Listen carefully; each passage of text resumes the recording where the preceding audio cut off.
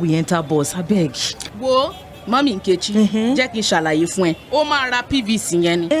Ó máa ra. Sorry, a lot of people àìmọye àwọn èèyàn tó tún wá bá mi wí pé wọ́n fẹ́ ra PVC, mo dẹ̀ mú wọn débẹ̀. Thank you, God bless you. Ìgbà tí mo dé ọ́fíìsì INEC báyìí 25,000 naira péré ni. Wọ́n dẹ̀ get PVC. Just 25,000 naira. Kò jù bẹ́ẹ̀ lọ, Mami Nkechi.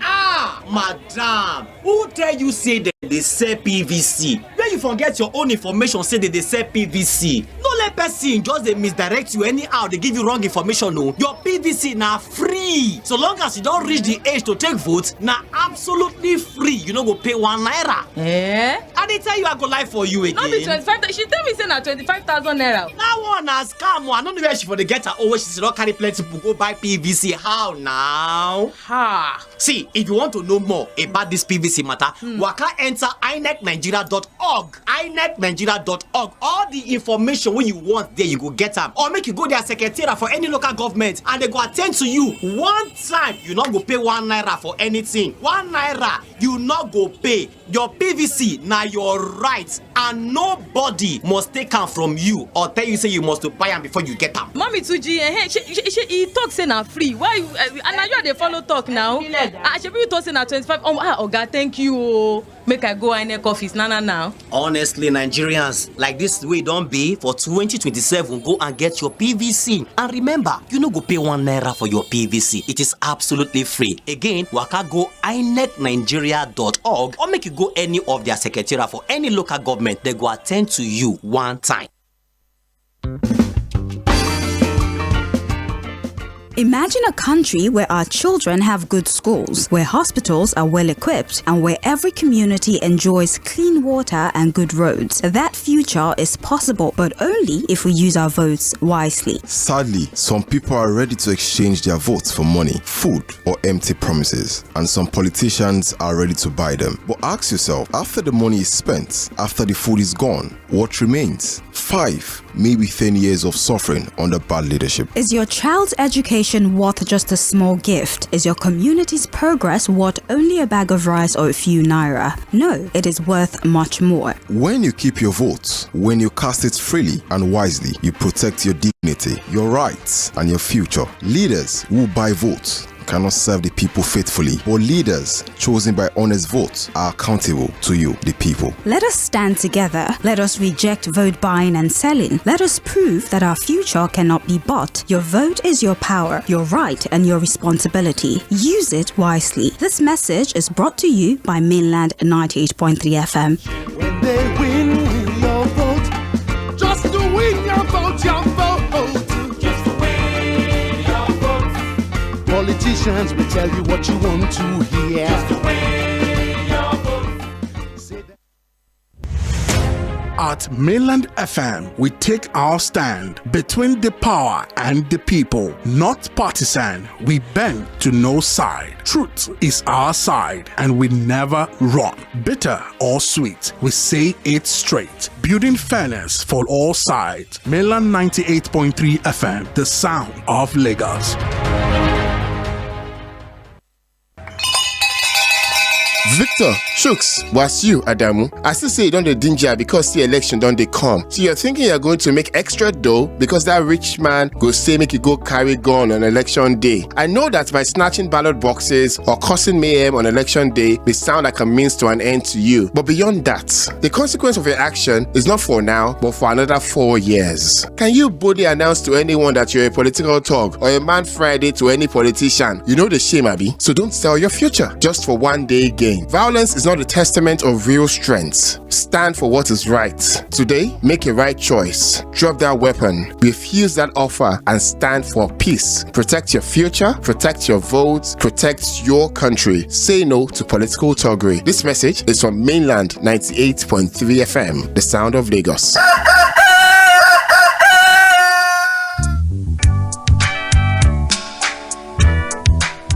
What makes me different from you? What truly separates us? When we look beyond names, languages, and tribes, we'll see that we are all humans.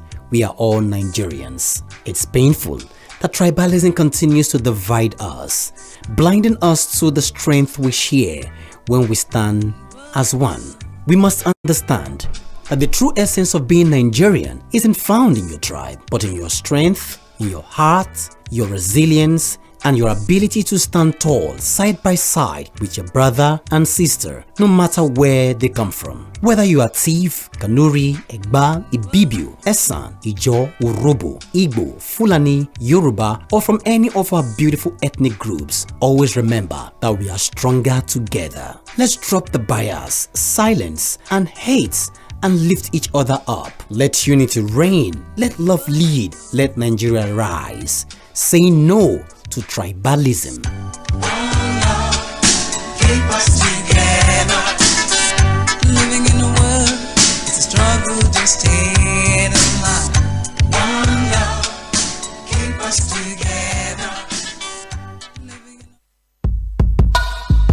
Knowledge is power, information is key, and that is why we aim to unlock the doors of opinion, unveiling the stories that need to be told. The Morning Express on Mainland 98.3 FM from 5 a.m. to 11 a.m. This is the Morning Express on Mainland 98.3 FM. Welcome on board the Morning Express.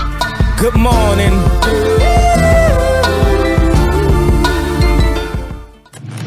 You are listening to the Morning Express on Mainland 98.3 FM. Good morning.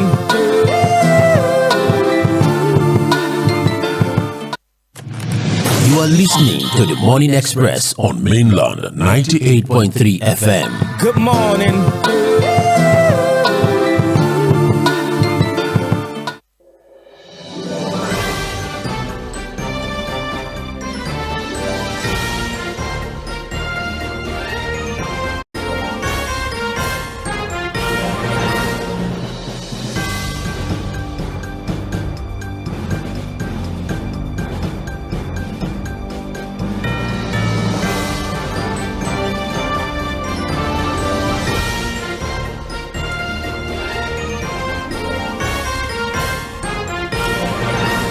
It is now very important and paramount to stay vigilant, to stay safe at every point in time, because this is what it requires at this point, especially at the period that we are in Nigeria. Beautiful morning to you, wherever you're locked on to the sound of Lagos. This is Mainland 98.3 FM, and today is the 5th day in the month of June 2026. Thank God it's Friday, TGIF. And as much as we'll always emphasize that right on this platform, Mainland 98.3 FM, to always stay safe, there are so many guidelines and security awareness tips that we'll be emphasizing on a daily basis, right? On every program that you listen to here, we emphasize that because it is a collective responsibility. We've always emphasized the fact that you see something, you say something. So now at this point, it's very, very, very important that we do not stay out too late. Do not stay out too late.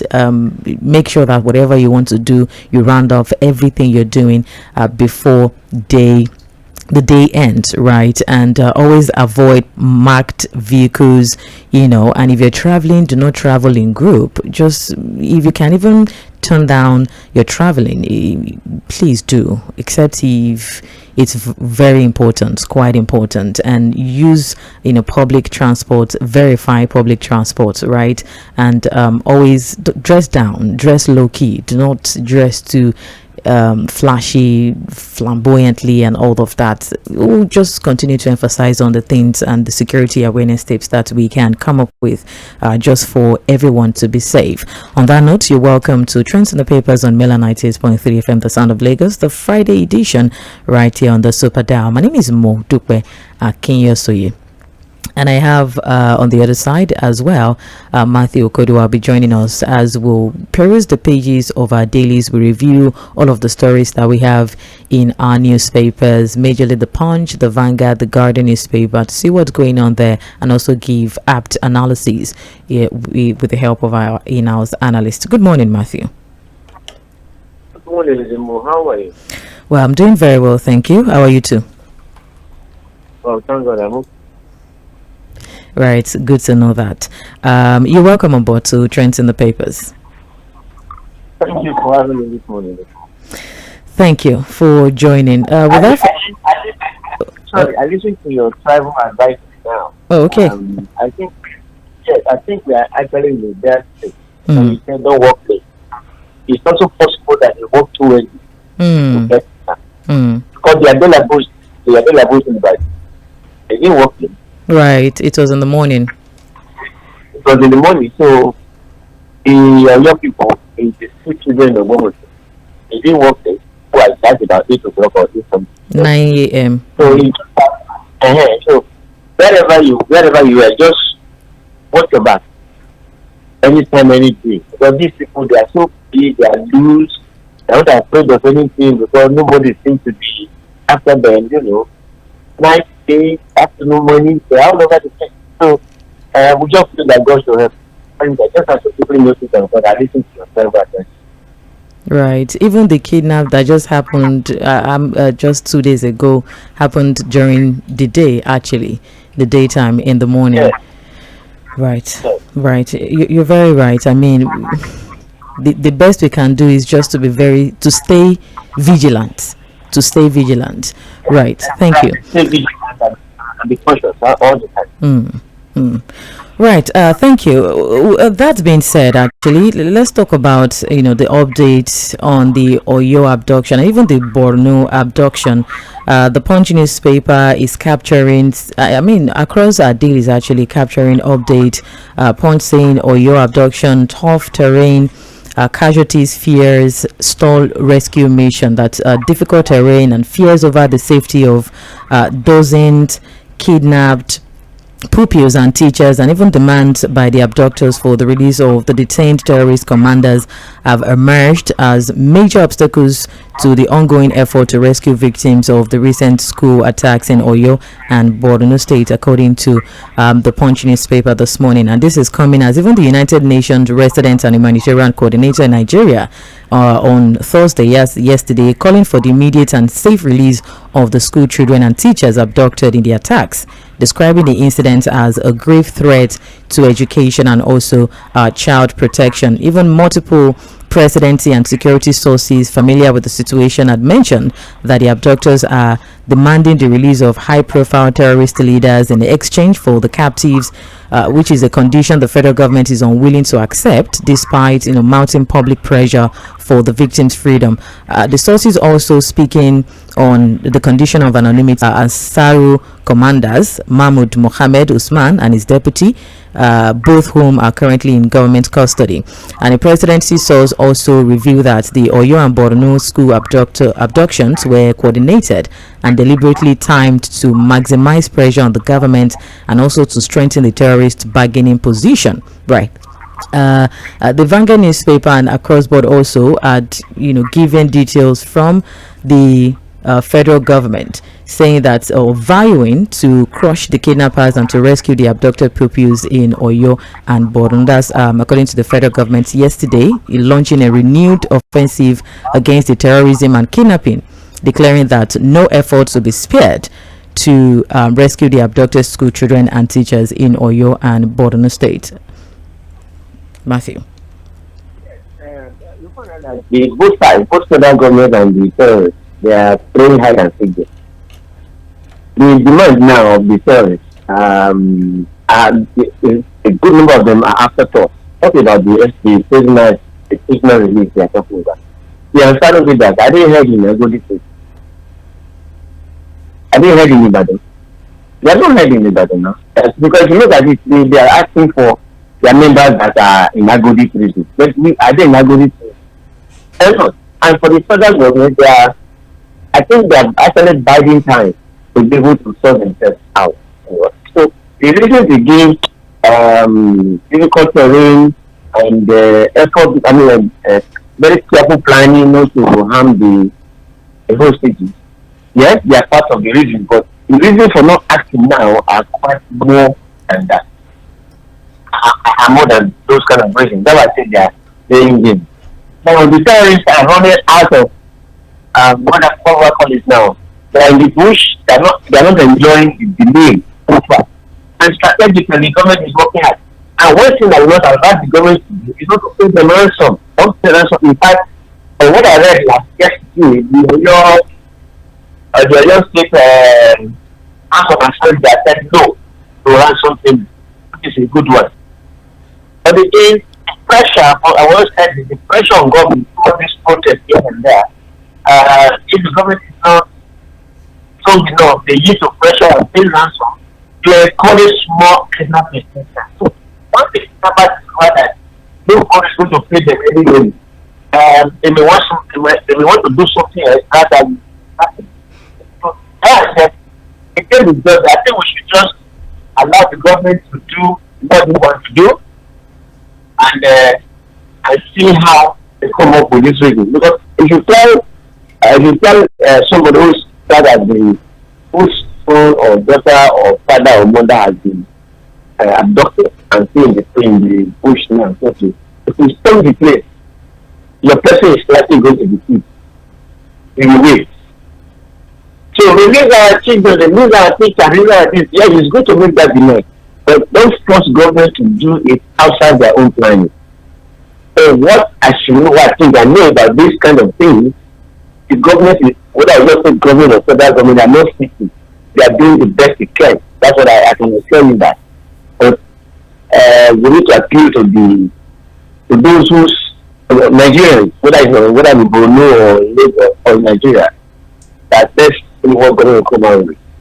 Or it will be a disaster, it will be a monumental failure.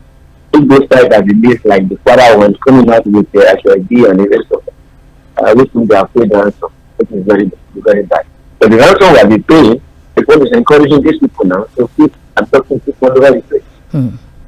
So what would be the intensity of the efforts now? Because going through even the details of this men that we are talking about, the Ansar people, if you remember, there was a press conference by the NSA, the National Security Advisor, several months ago about the Ansar leaders who were arrested.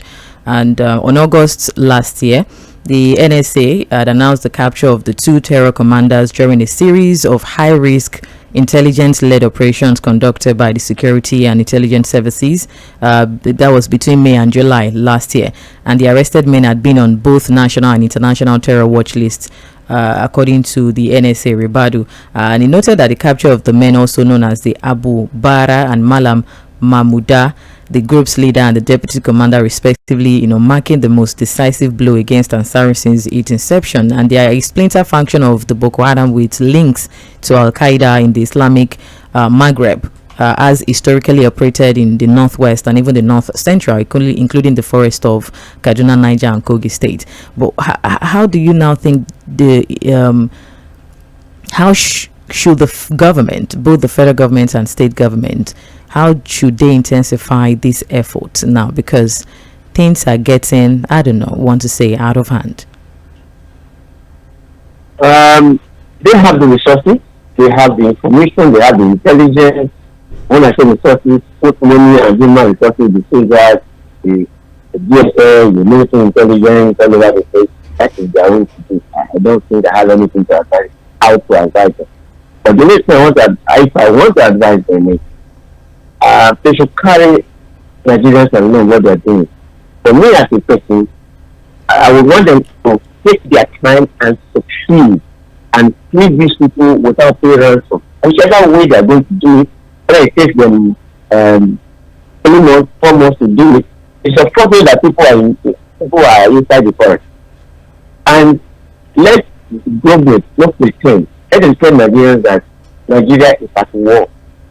And when you are at war, anybody can fall in victim. But let's see that we do not act to encourage these people to further abduction, to start abducting people here and there. Because that has been their main strategy. And they have brushed the face of government on the mud several times. Father, they did it, Niger, they did it, in what do you call it now? In Borno, they did it, and the government was paying money. And look at how they turn the money we gave them, the social media. That's encouraging them. Oh, okay, this one time, they are always afraid. Once you tell them you are not afraid, once you tell them there's something you can do, so believe, if Nigeria is at war, everybody knows this country is at war, so let us work, circumspectively, so that we don't get kidnapped. So that's the best thing the government can do. That's what they can do. They have all the resources. They have those who are trained to do it. So, but let them carry Nigerians along so that Nigerians don't protest to put them under serious pressure. It is this pressure of some government that I really don't appreciate. It's good to ask government do something, but this pressure itself will make the government to falter if they are not fair. Look at it yesterday. There was a gentleman after the conference in Abuja, after the press conference by the Honorable Minister of Information, who said almost the same thing you are saying now, that it's difficult for President to just go out like that and be brutal. Both of our people. But there's a limit to that. Very soon, once the location is discovered, the strength of the enemy is determined. That's why both the phone calls and everything are all part of the system to determine the strength of this boy. Of those ones. So once the government has concluded everything, they go into pray hard that to have minimal casualties. But I think they should let us know what they're doing. That is just it. Right. I mean, there's so many concerning, areas to actually pay attention to. I think I stumbled on a statement credited to the Katsina State Governor, Tʀᴇɪᴅs, who was also saying that when he called for a high-level security meeting at the government house, and 5 minutes later, the bandit kingpin, knew everything they actually discussed during the high-level security. So many, concerns with tackling with this insecurity across the country. Right. Speaking about the abduction, Matthew, let's also talk about this statement credited to the to Igboho. All right. According to him, he said that he knows the politicians that are behind the abduction. Right. And of course, several reactions have been greeted with it after his his statement credited to him, saying that they should give him the go ahead, to tackle this, to go and rescue these the victims that were abducted. But according to the ex-vice president Atiku Abubakar's media advisor, that's Mr. Paul Ibe, calling on the Department of State Services and even other security agencies to invite him, that's the Yoruba Nation campaigner Sunday Igboho, to disclose the identities of politicians that he alleged are sponsoring kidnappers and are responsible for the abduction of students and teachers in Oyo State. He made that yesterday, and saying that if he has information on this, then he should be invited so that they can get the information that he says he has or is claiming he has, and maybe work with information. Of course, this is not the first time we've seen governors, politicians coming out to say, oh, they know the sponsors of terrorism, they know this and that, but at the end of the day, we hear nothing. You see, I have my problem with the what I said, and you just start the movement. Look at it, man. The government people said this kidnapping was as a result of the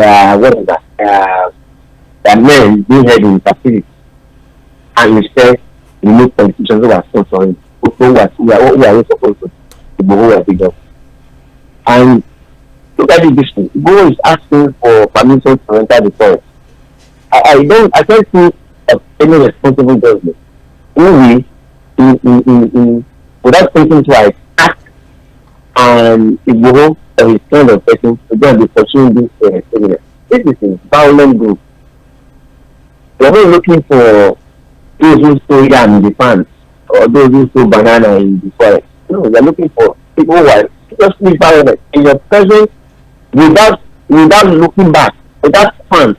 The beheaded soldiers. Let's show you the extremity of their mind. So Igbo is not known to be a militant group. It is known to be then an agitator of the Yoruba nation. But now it's trying to tell me that he has an army on himself that can do this stuff, and he has no history of having succeeded in some of this, so we cannot give. But that he knows the politicians that are doing it. What is he looking? Everything. He doesn't know anything. He's just making noise. If he knows now, the way things are now, who knows the politicians that sponsor this thing? If you won't waste time, you walk into a police station, police post, army headquarters, go to anywhere and fill the bills out. This politician, ABC, what is he waiting for? We are looking. So when police they say invite him, that is the best thing to do. But you say you know them, let us have them. The more information will be useless now, you know.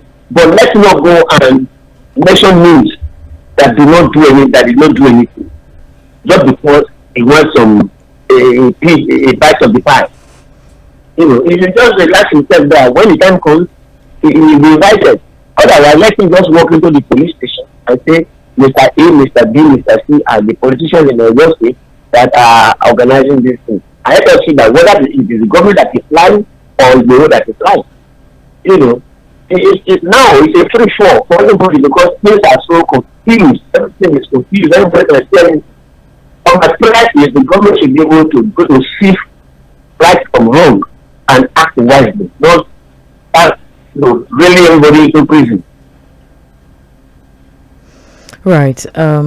Thank you, Matthew. Still speaking about the efforts and what the government is doing.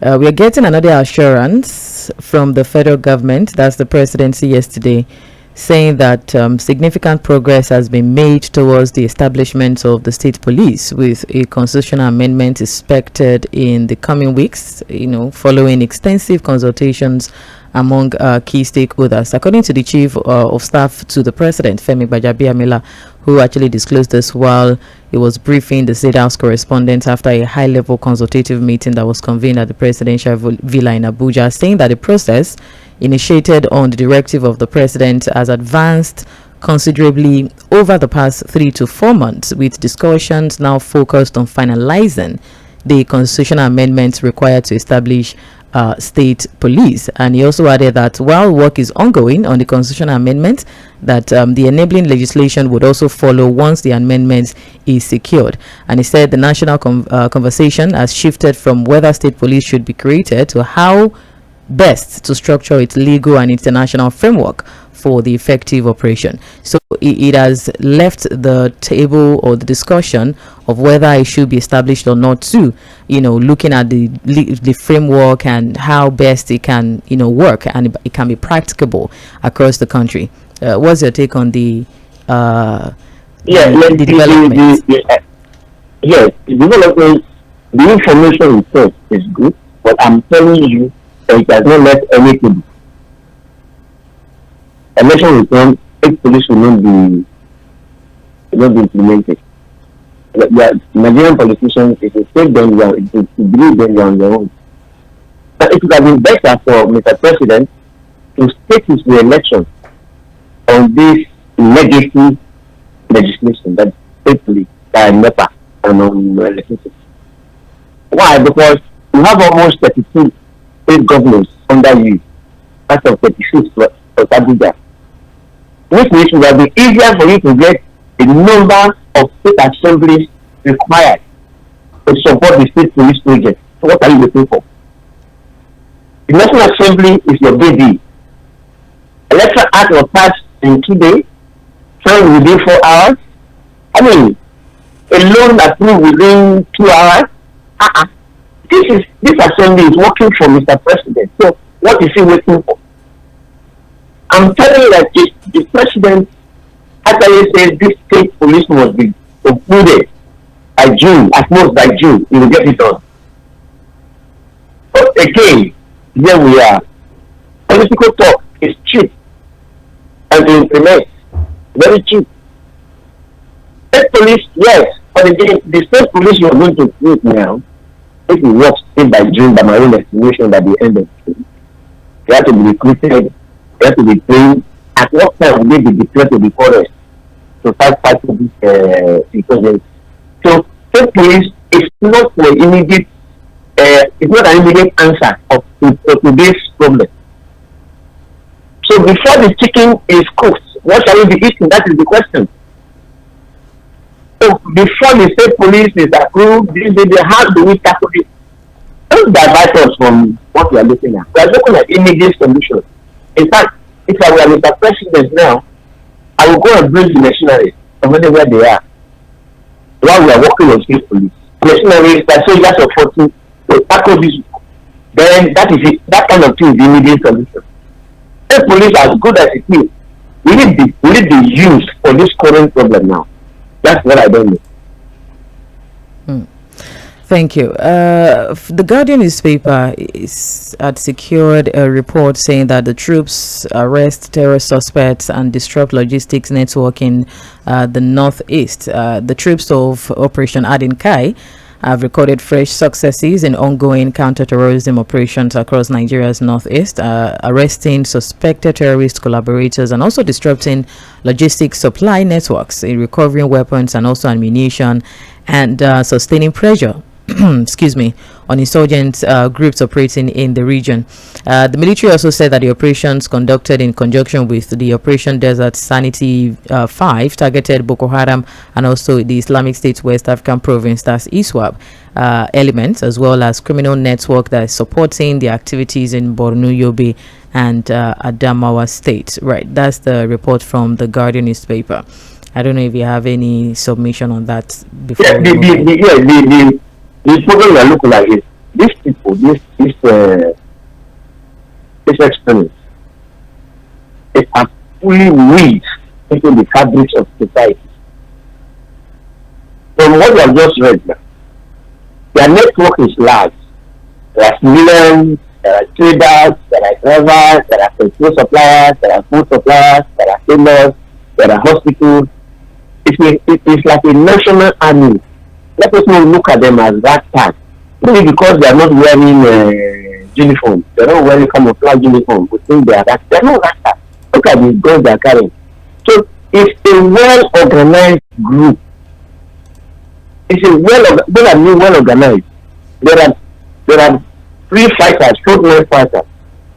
There are support groups, tailors, teachers, preachers, imams. What do we call them now? Other people that service them. What we call the network, like the Sunday network. Look at when it happened in Yᴏᴜᴜ, except some people were arrested who were collaborating with them. Civilians on the street. Look at the difference. The other person who was wearing a motorcoat, was wearing a soldier trouser, he was wearing all kinds of uniforms.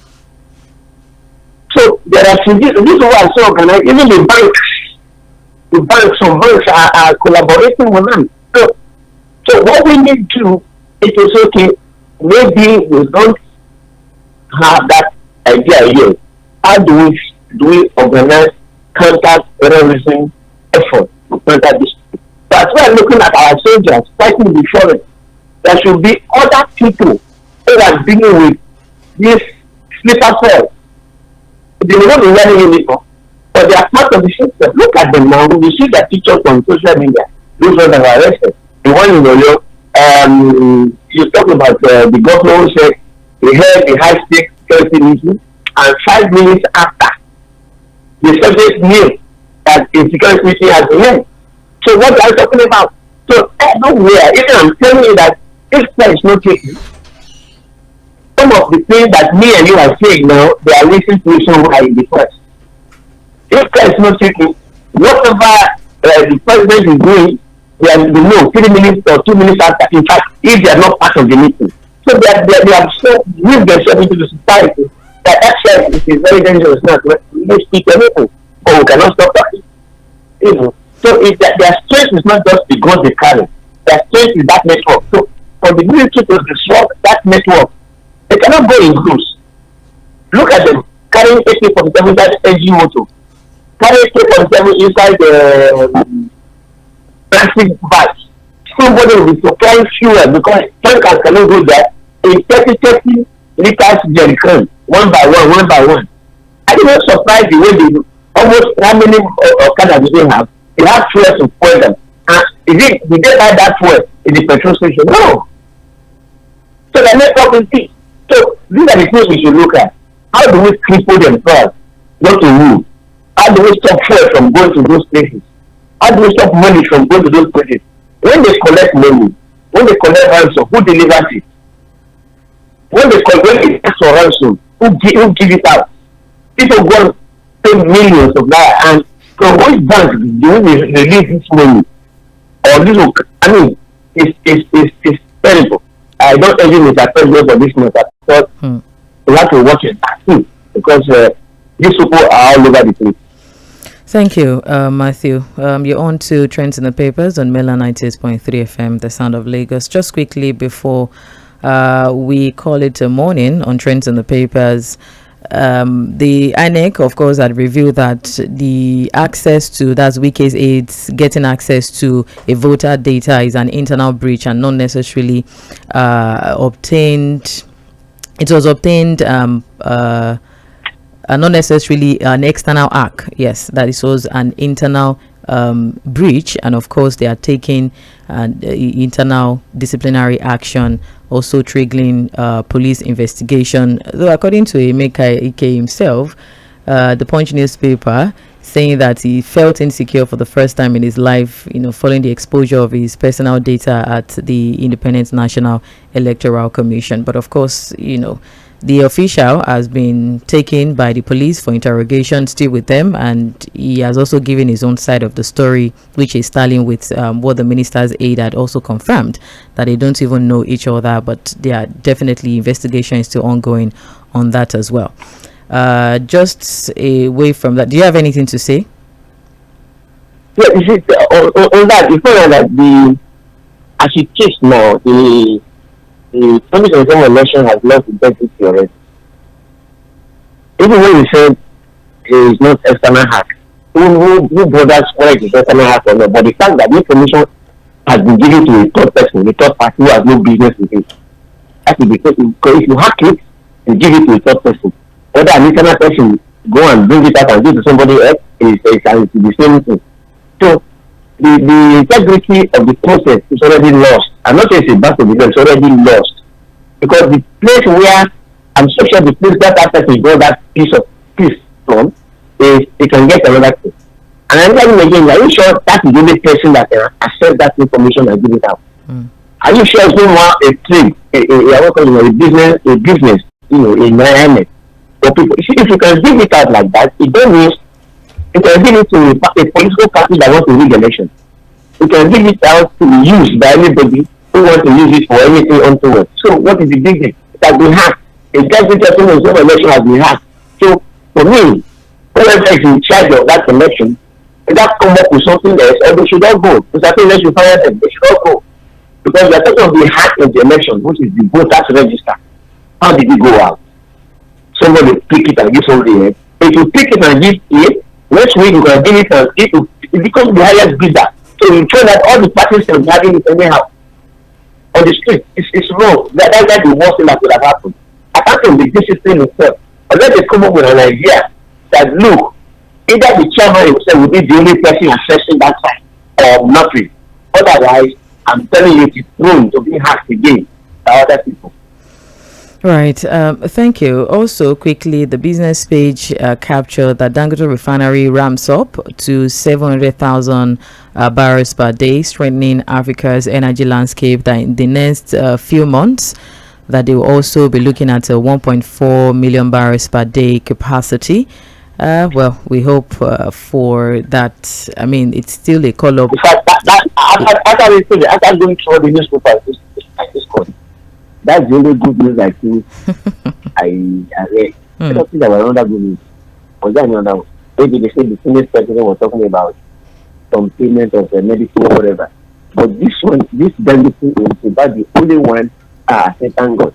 Because once, if you have it like that, once the war in the Middle East ends, Nigeria will have reason to know that there's a refinery in Nigeria. Then the question was, the other three, what are the mighty government, what is the mighty central government with them, Dangote to try, where the government can.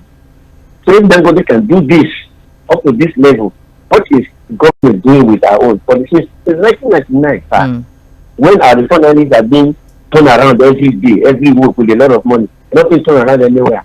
So this is about the only good news I think I had this one after going through the newspaper. But then, to God be the glory, I think that is one news. But let's hope that before the week runs out, your lost children and your lost children will be answered. That might be another one.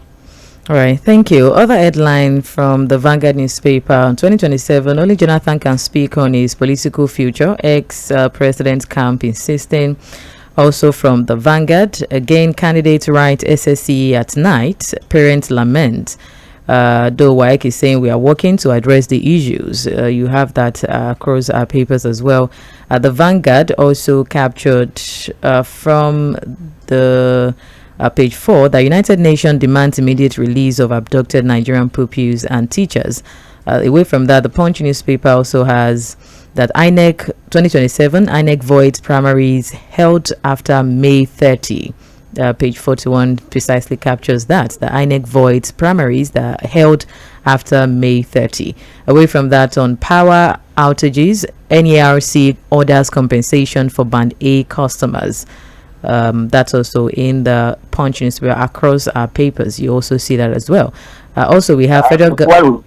Fuad will be very happy to hear that. I don't think Fuad is on Band A. I don't think they are on Band A. I'm talking of office now, the mainland. Okay, yes, we are on Band A here. Yes, we are on Band A here. Well, we are waiting for the compensation. I hope it's what it is, a significant one. That's the compensation I'm talking about now. The boy is getting grey hair because of weather, because of PhD. Also, the Punch says federal government debt repayments exceed budget allocation by nearly 2 trillion naira. That's also in the Punch newspaper. The Guardian captures how abuses, poor regulation, fuel health crises, and economic losses. Away from that, we also have the Guardian newspaper saying Nigeria finishes 5th as South Africa leads top performing African countries. That's the Guardian. Also says federal government screens 400 Nigerians for repatriation from South Africa. Anxiety grows over insecurity as federal government ramps up rescue operations. Also, the NERC ordering discos to also compensate Band A is also captured in the Guardian newspaper. And also the Dangote refinery expanding the output to 700,000 barrels per day ahead of the 1.4 million barrels per day target in a few months after now. That's all we have in our dailies. Thank you very much, Matthew, for your time. Thank you, lady. And your analysis. All right, to be back shortly. And you too. Thank you very much. Good morning.